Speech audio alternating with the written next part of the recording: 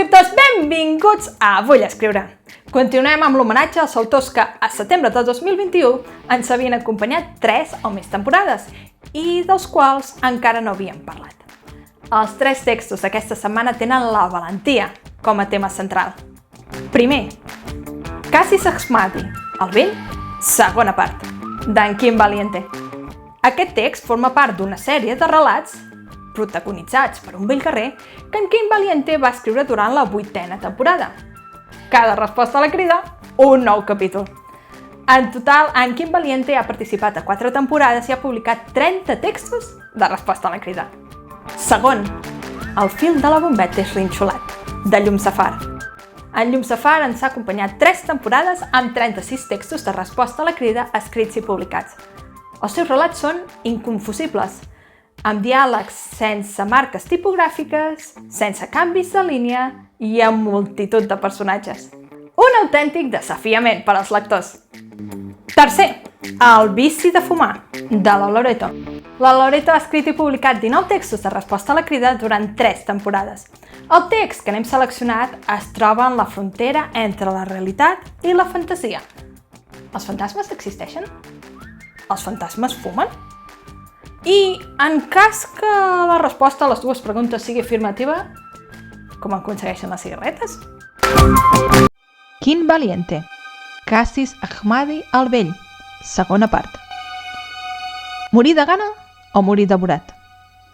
No va ser tan penós ni patidor arribar al paratge on la tribu dels Cassiani havien descrit la gran cascada.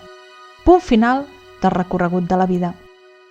Cassis Ahmadi va saber identificar-lo perfectament després de traspassar una arbreda de joncs grocs, encatifada de nenúfars, que rubricaven el recorregut als peus de salses d'aigua i còdols en forma d'estrelles i llunes, com llaurats per la mà de la deessa Maanda Akanda, mare que és arbre, bressol i nínxol, terra i cel, sol i aigua, cigne i drac, calor i fred, petó i queixalada de llop. Cassis Etzhulu es veia preparat per llançar-se des del penya-segat, com el falcó de qui es va reencarnar, i ser rebut per les Avasomno amb danses i títols, fins que la tribu l'invoqués de nou i hagués de perdre la memòria i tornar al si dels Cassiani, adquirint la forma de nadó. Però la realitat va ser que el fred i el gebre el van despertar del somni i no l'esperava el cor de les danses, sinó el punt de mira de les llances dels Hammai Kada, la tribu de la qual es deia que havien enderrocat mamuts i muntat sobre saures. Morir de fam o morir devorat? No era molta la diferència per a un Cassis que es basava en el sofriment cada vegada que abandonava el poblat per procurar-se menjar. Els crits dels seus enemics li esquinçaven les carns. Els seus cops de peu li infligien noves ferides i les seves escopinades li cobrien la visió. El nostre guerrer es trobava en posició fatal. Així diuen que deien que havien vist la primera llum del primer dia, i així marxaria més sagnant que mai, però resant-li al seu cor una pregària abans de ser esqueixat. Bo Hakabadi et Nonokasa, Bo Hakaara Nonokasa et Moroto, que en llengua cassiani es podria traduir com només maten els que obliden, només moren els oblidats.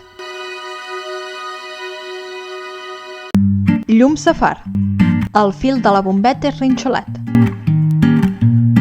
Altre cop batecs més contundents que de costum. Aquelles petites explosions? Sí. Possible bradicàrdia? Suposo. I ja t'ho fas mirar? No em cal, en conec les causes.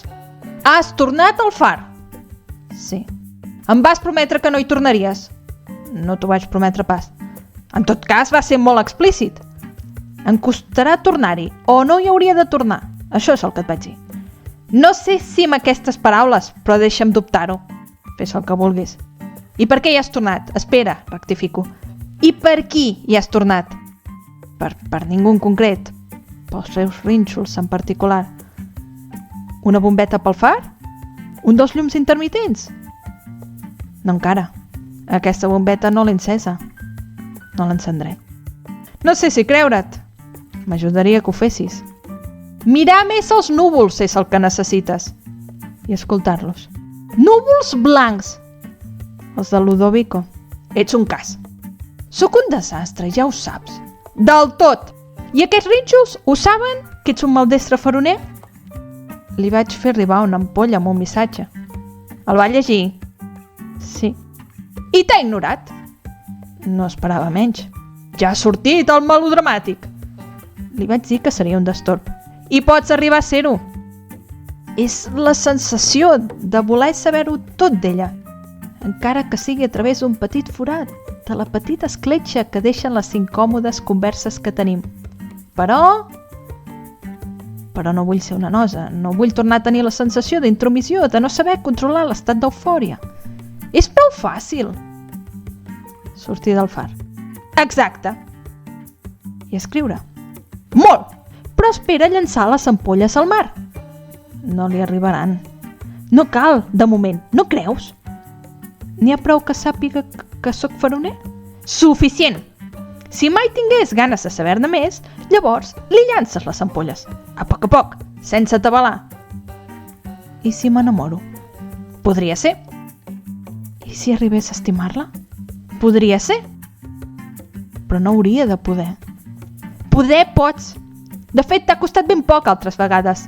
Talment has acabat per reconèixer que pots i que has d'enamorar-te per sobreviure, però que pots i que has d'estimar-la sense fondre-les, cuidant les bombetes que et permeten tenir el far encès. Loreto, el vici de fumar.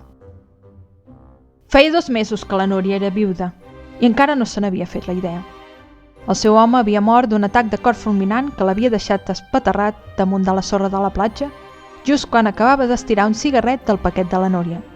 Aquest és l'últim que et demano, no em toquis més els collons, havien sigut les seves últimes paraules. La Núria, que estava farta d'haver de recórrer mig quilòmetre cada dia per anar a comprar cigarros a l'únic estanc que quedava al poble, s'havia encongit d'espatlles. Ara la Núria remenava el cafè amb la cullera de plàstic i intentava centrar-se en la novel·la de temàtica apocalíptica que estava llegint, en la qual els 2 personatges principals recorrien tot Barcelona per dins de les clavegueres per fugir dels ramats de zombis que havien envaït la ciutat.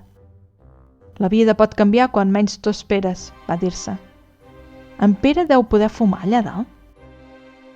L'home de la taula del davant va deixar el diari i la Núria va aixecar-se per agafar-lo i el va obrir per la pàgina de les necrològiques. Va comprovar l'edat dels difunts. Tots superaven els 65 anys. En Pere en tenia 44 quan va morir. Va sospirar. Va fixar-se en l'esquela que ocupava mitja pàgina. Mentre recordem, estaràs amb nosaltres. T'estimem. Això és rai, va pensar. Ella se'n recordava cada dia. Va acabar-se el cafè i va endreçar el telèfon dins de la bossa. Quan estava a punt d'aixecar-se, va sentir una veu familiar que li demanava un cigarret. Va alçar la vista i no hi havia ningú. Però era impossible que s'hagués equivocat. Reconeixeria aquella veu encara que estigués a 1.000 quilòmetres de distància. Només em faltava aquesta, va dir-se. Havia de deixar pensant en Pere immediatament. No tenia cap ganes que un fantasma gorrer li demanés cigarrets per tota l'eternitat. A vullescriure.cat trobareu l'anunciat de la crida d'aquesta setmana. Crida 178. Teniu fins dimecres de la setmana que ve, a la mitjanit, per escriure i publicar el vostre relat. Bona setmana i bona escriptura! Ens llegim!